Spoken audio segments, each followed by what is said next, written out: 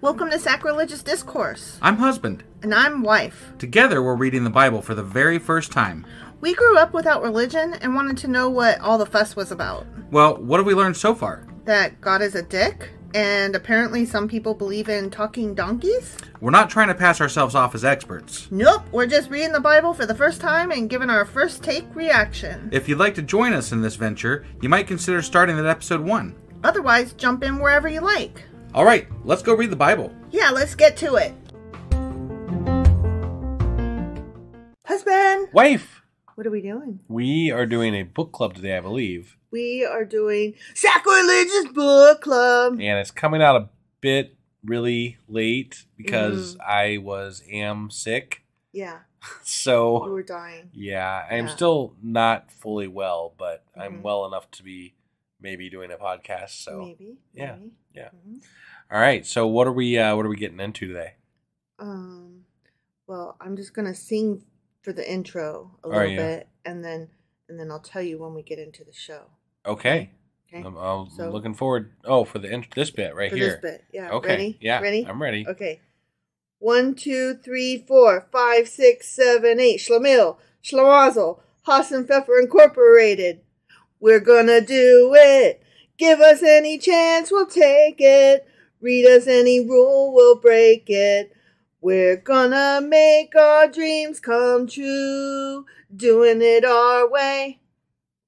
Okay. You don't know what that is? That's like the oh God. Now I'm drawing a complete blank, but it's the two women that work on the assembly line and and then it's an old show. Laverne and Shirley. Laverne and Shirley, yeah. Yep. Good on you. Yeah. Okay, go. Okay, so I guess we're getting into this now? Yeah. Okay.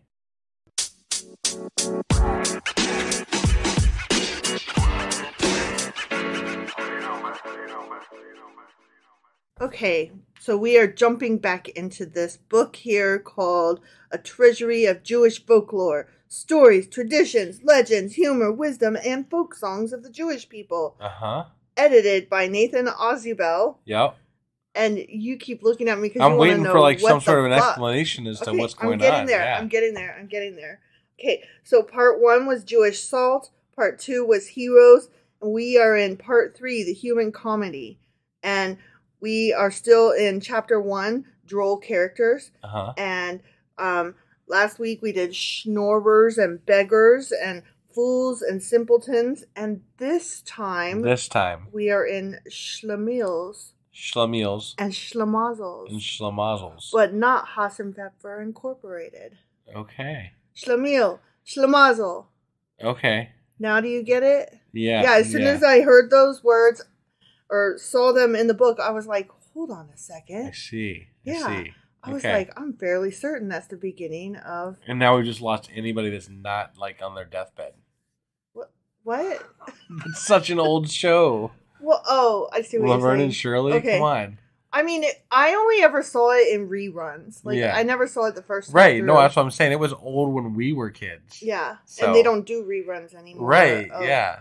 I mean, TV. that's not entirely true. What I mean is kids don't watch reruns of TV. Right. Especially if they're black and white or whatever. It wasn't black and white. They weren't? Oh.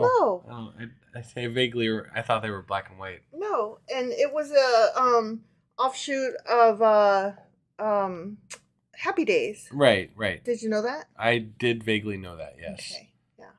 And the Fonz came on for 4 episodes. Ooh. Yeah, to make sure that it was a heavy hitter. Got it. Yeah. So, do you know what a Schlemihl or Schlimazzl? I have no idea. Or Pfeffer Incorporated is? None of the above. None of the above? Nope. So, if I were to translate that bit, it would be a klutz, a loser, rabbit stew, copyrighted. I see. Okay. Pfeffer is rabbit stew. Right. I did know that only because of Bugs Bunny, though. Oh. And it only occurred to me after you said Pfeffer stew. Ah. So. I never said Pfeffer stew. Oh, well, whatever. I said rabbit stew. Yeah. Okay. Yeah. All right. All right. So let's get into this book. Yeah. Okay. Mm-hmm. All right. We're in the intro of Schlemihls and Schlimazls. Okay. Page 343. And you just got a big old smile on your face because I got to say those Schlemihls and Schlimazls. It'll never get old. Look, you guys, I never got to watch Laverne and Shirley except through reruns when my parents weren't around. They weren't like real big fans of the show. Got it. And I've watched a few episodes. Well, women working probably, went against their I was gonna say social mores. Well, I have watched a few episodes since then, and oh my god, that show is hilarious. Yeah. It's really good. Yeah. So it's no wonder my parents didn't like it. Yeah. Okay. So anyway, out of the poverty of European ghetto life arose two folk types, the Schlemihl and the Schlimazzl. The words Schlemihl and Schlimazzl are rarely applied according to their precise meanings. Almost always they are used interchangeably. This is, of course, not altogether without reason, as the two types did have an affinity. They both had their origin in the same economic swamp of ghetto stagnation. Also, their end product was identical. Failure. Got it. Okay, so we're going to get into, like, what the fuck are they, though? Okay, yeah. But what actually is a Schlemihl? Ready? Yeah. In the Jewish folk mind, the Schlemihl is conceived of as an awkward, bungling fellow, plagued not only with butterfingers, but with absolutely no skill in coping with any situation in life. He is forever getting in his own and everyone else's way and spoils everything he attempts. I see. So a bungler. Okay. And what's a Schlimazzl? Essentially the same thing. He's a first cousin to the Schlemihl. No matter what he puts his hand to, it turns out he is wrong. But not because he lacks ability or intelligence, but because he has no luck. Ah. The cards of an intensely competitive life are stacked against him. Okay. Okay, so we've got a klutzy idiot bumbler, and we've got an unlucky fool. Got it. Okay? Yeah. To put it succinctly, a wit has made the following neat distinction between these two types. I love this. Okay. A Schlemihl is a man who spills a bowl of hot soup on a Schlimazzl. I think that about sums it up. Right? Yeah. And you can see why they're used interchangeably in that case, right? Yeah. Right? And then with regard to Schlimazzl, the poet Abraham ibn Ezra wrote, "If I sold shrouds, no one would die. If I sold lamps, then in the sky, the sun for spite would shine by night." So, there you go. Yeah. Okay. There is a type of Schlemihl in Jewish folklore who stands by himself. He is the henpecked husband. And a couple of these stories that we'll get into reflect that. Got it. Okay. Yeah. Because there are so many Schlemihls in Jewish life, there was naturally a superfluidity of henpecked husbands, meaning lots and lots of. You know what a henpecked husband is? Not exactly, no. His wife is a harpy who's always getting on. She rules the household, and she's always like, "Why can't you?" And "You never." And "I'm always bossing you around to tell you a thing." And he is kind of whipped. Got it. You know? Got it. In Bible times, the shrew was considered as a divine punishment which will fall to the lot of the sinner. There is a proverb, "It is better to dwell in the wilderness than with a contentious and angry woman." An unknown but probably long-suffering Talmudic sage became downright bitter about it. Life is not worth living for a husband who has a domineering wife.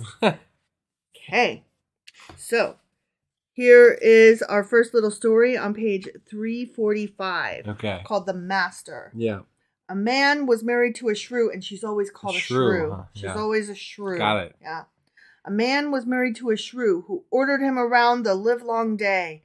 Once, when she had several women friends calling on her, she wanted to show off before them what absolute control she had over her husband. Damn. "Schlemihl," she ordered, "get under that table." Wow. Without a word, the man crawled under the table. "Now, Schlemihl, come out," she again commanded.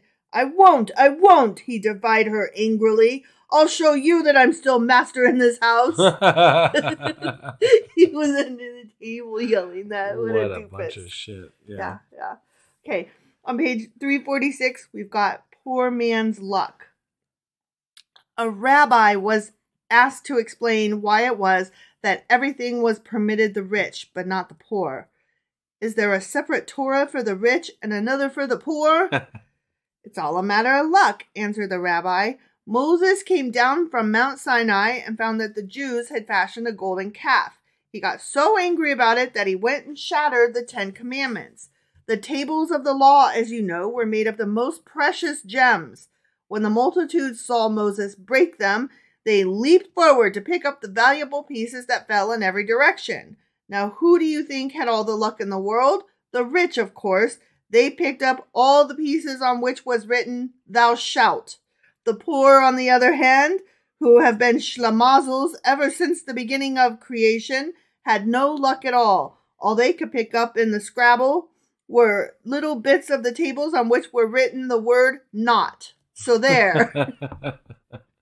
I thought that was it's perfect. not exactly how it went down, but yeah, that's funny. Yeah, well, I like that it kind of gets into stuff that we've been reading about. Right, you know? right. Yeah, no, I like that. Yeah. Okay, so now we're going to skip ahead a bunch because these were not my favorite. Oh, I see some music bars in there. Yeah, this there is a story with a bunch of music bars. This guy was given $300 by his or not dollars, dinars, by his shrew of a wife, and she told him, go into business, go buy some stuff and sell it. Yeah.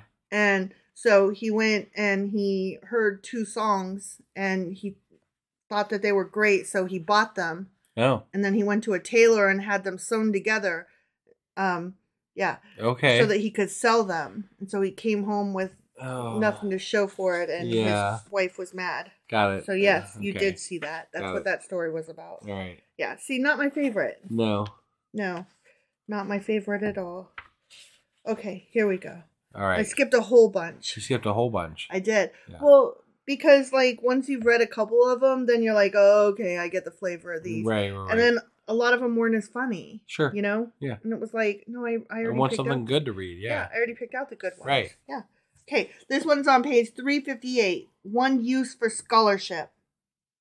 One day a stranger came into the house of study. No one had ever seen him before. Without a word, he made his way to the shelves where the books of sacred lore were stored. He began to pull out one huge tome after another. Folios of the Talmud, the commentaries of Rashi, Ibn Ezra, and the Rambam. At the end, the house of study was full of scholars. They watched the man at his work with incredulity. "What a learned scholar he must be," whispered one, awestruck. "Never in my life have I seen a scholar use so many authorities at one time," said another. Methodically, the stranger piled up his big books. Then, to everybody's amazement, he climbed on top of them and reached for a hard cheese he had hidden on the very top shelf. Saw that coming, or at least something to that effect, you know. I was like, "Whoa, what's Obviously, this gonna be he's about?" not studying all those books. So. No. Yeah. Oh yeah, that was it. Oh, that was it? That was it. Man, Yeah. you didn't find a lot of good stuff in that chapter, apparently. I didn't, because, I don't need to hear about shrews and henpecked husbands. Right, yeah. But I do want to go back to Laverne and Shirley a little bit. Oh, okay. Okay? Yeah. Here's the thing. If you enjoyed that show, you probably also enjoyed but forgot that in the movie Wayne's World, which, yes, is very old also. Yes. But, not as old as Laverne and Shirley. Not as old as Laverne and Shirley, no. That they did a bit in the middle of their movie. They did. Yeah. They did. And I'm going to link to that because it's funny as fuck. It is. So I'm going to link to the opening of Laverne and Shirley, and then I'm going to link to the Wayne's World bit. But I'm also going to link to, there's a really interesting interview with Penny Marshall and Cindy, what's her face? I can't remember, the actress that played Shirley. Gotcha. What's her name? Shirley. No. Cindy. Shoot, can't remember. Okay. Yeah. Anyway, it's a really interesting interview between the two of them where they talk about how they came up with that theme song for the show. Okay. And they basically couldn't think of anything to do. And Penny Marshall had grown up singing that as a schoolgirl. They just used to sing it like a ditty on their way to school. Like they would skip along and sing that on the way to school. And so the director, who was it?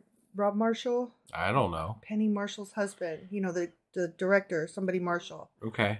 Anyway, he was like, Penny, sing that thing that you told me that you used to sing when you were a little girl, and teach it to Cindy, and let's do that real quick. Yeah. And so that's how they came up with that. Because everybody was always like, what is that? Why are you doing that? What is that about? Right.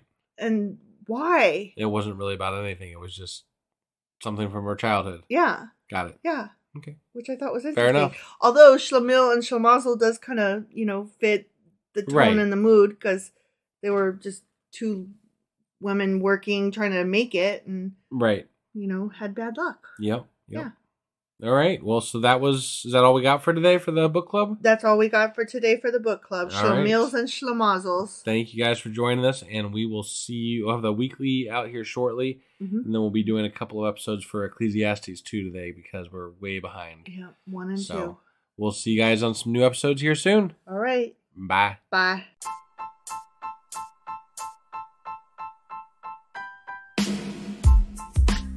Hey, wife, I guess that's the end? But husband, that's just sad. It doesn't have to be. We are on lots of social media platforms like Twitter. Our handle there is sacrilegious_D. For D's nuts. Oh my God.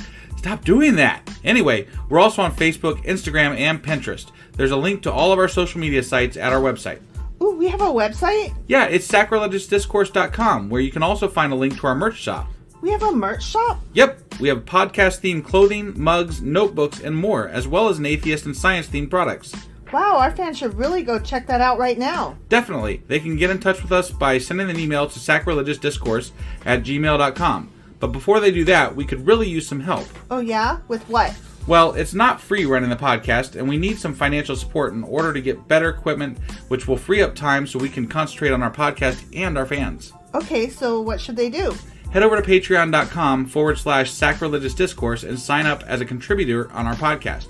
Supporters there receive additional bi-weekly episodes that we record just for our Patreon members for as little as $2 a month.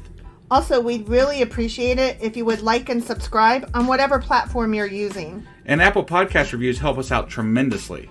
Like and subscribe. Leave an Apple review. Join us on Twitter. Support us on Patreon. That's a lot of instructions. Don't forget to say thanks. Thanks. Okay, bye.